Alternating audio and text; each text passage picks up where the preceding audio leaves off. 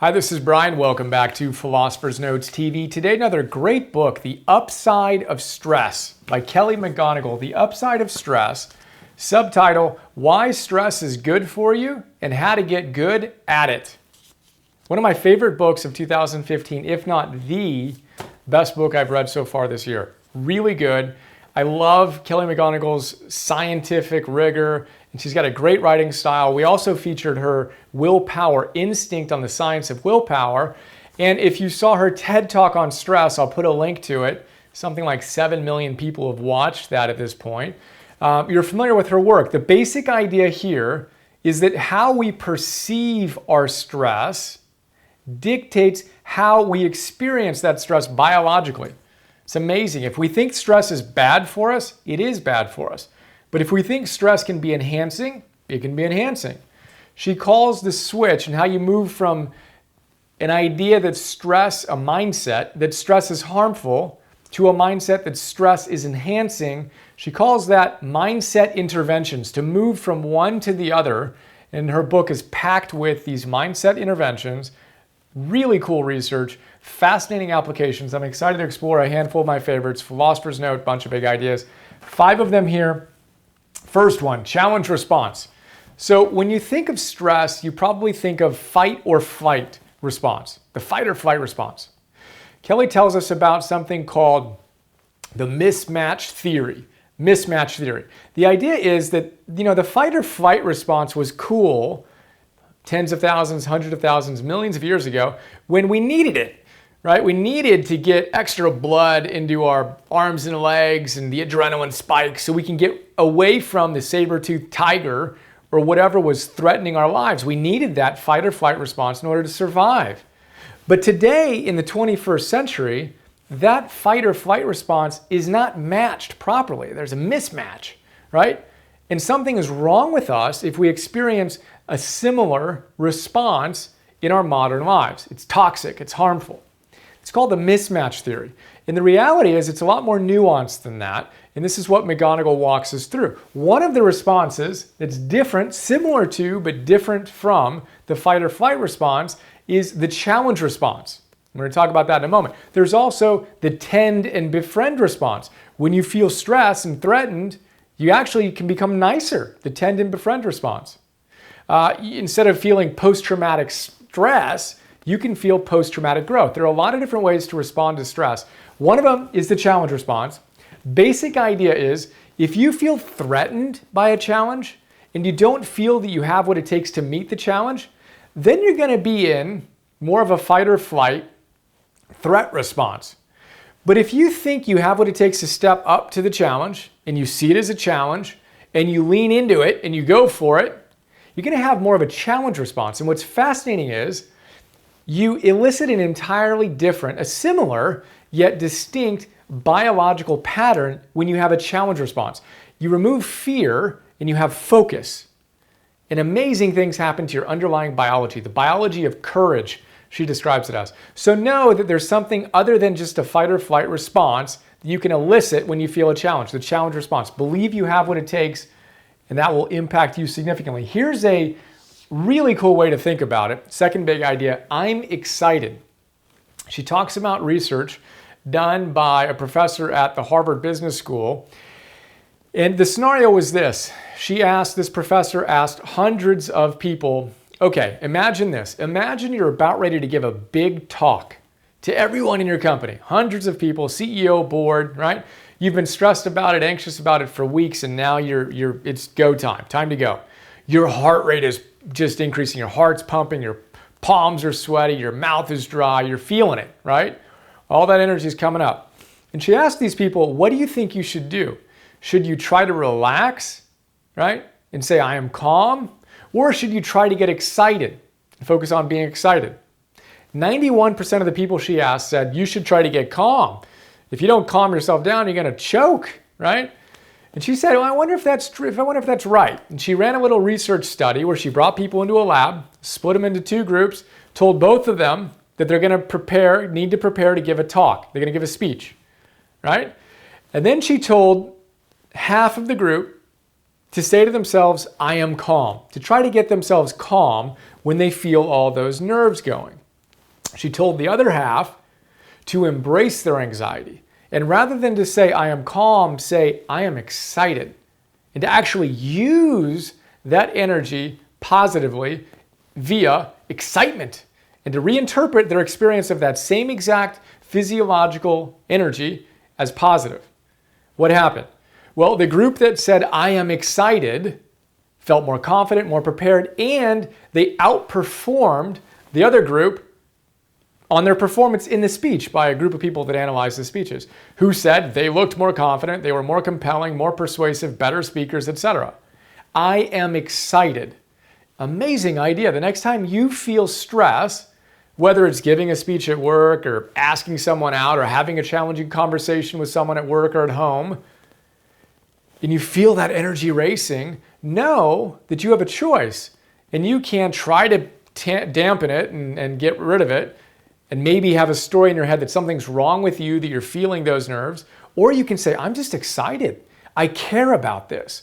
One of the key things she talks about in the book again and again and again is the fact that the only reason we feel stress is because something that we care about is going on. We care about the results of something. We care about what's happening. It has meaning to us. Researchers call that the stress paradox. The more meaning in your life you have, the more stress you have. But if you try to get rid of all of your stress, you're going to have a really hard time living a meaningful life, the stress paradox. So next time you're feeling any nerves, whether it's tiny or huge, think about that. Think about if you can reorient your relationship to it and say, I'm excited right now. I love that idea. One of my favorite ideas. Third big idea here is a research study done in the 90s with Stanford students who were on a break. It's all about their values. They were on a break, study. Part of the group was asked to just keep track of things that were interesting or that went well that day or whatever, right? Good things that happened that day. The other group was asked to identify their values, to think about what was important in their lives, and then to think about what happened that day in terms of their values and to write about that. Good things that happened, and then values and what happened and how they were related to their values. Fascinating. These students came back after X weeks, and the researchers measured their overall health and well-being. This group was healthier than this group. They're also more confident heading into the new semester or whatever it was. Fascinating stuff. And the researchers looked at thousands of pages of their journal writing to understand what was it that made the difference. What they found was that the group that had created a sense of what their values are and then associated the daily activities looked at little stressful events through the eyes of meaning.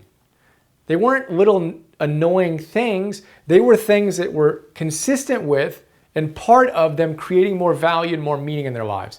So creating meaning is a huge way to intervene and create a better, more positive mindset. Think about doing that journal exercise. What's important to you?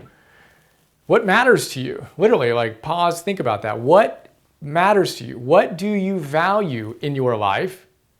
And then think about what's going on in your life and potentially the stressful things going on in your life, and think about how they relate to the things you value in your life. You might be tired at work and things just start going well, but if you value taking care of your family and being able to provide a certain level of comfort for your family, then you can actually create meaning for that thing that might have just seemed like just a really annoying, stressful thing. Or your kids, you might be parenting your kids and they might be stressed right now about that. Think about how important it is for you to be a great parent and to help your kids create a life of deep happiness and fulfillment and flourishing.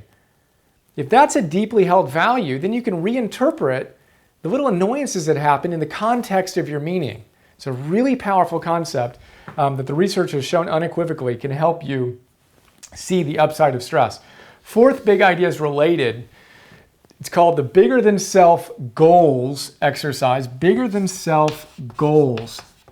So they've done a number of research studies on this, but you can bring kids into a lab or students into a lab or anyone into a lab and have them imagine things that are bigger than themselves.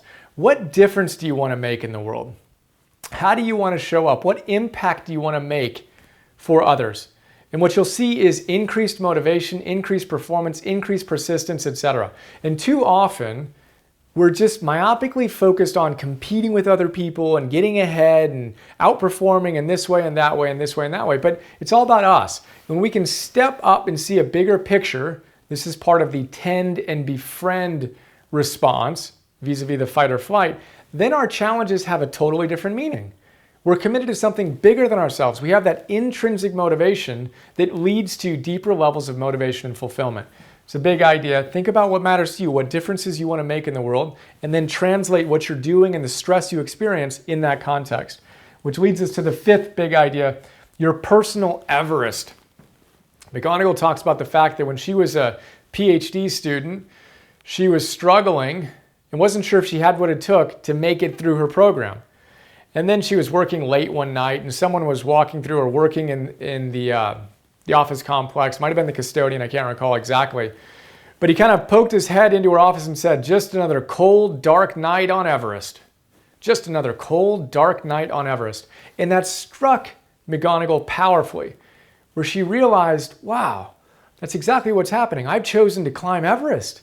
This is another tough struggle for me tonight.